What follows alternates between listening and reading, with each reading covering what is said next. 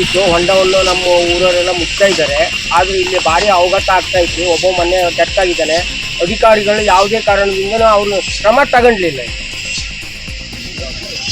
ಹೊಂಡ ಮುಚ್ಚಲಿಕ್ಕೆ ಯಾರು ಒಂದೊಂದು ಆಗ್ತಾ ಇರ್ತಾರೆ, ಯಾರು ಜವಾಬ್ದಾರಿ ಹೇಳೋದು ತಗೊಳ್ಳೋದಿಲ್ಲ. ನಾವೇ ಹೇಳಿ ತಿಂಗಳ ಒಂದೊಂದು ನಮ್ಮ ಕಣ್ಣಲ್ಲಿ ನೋಡೋಕ್ಕಾಗಲ್ಲ, ಅದಕ್ಕೆ ಮಾಡ್ತಾ ಇರೋದು.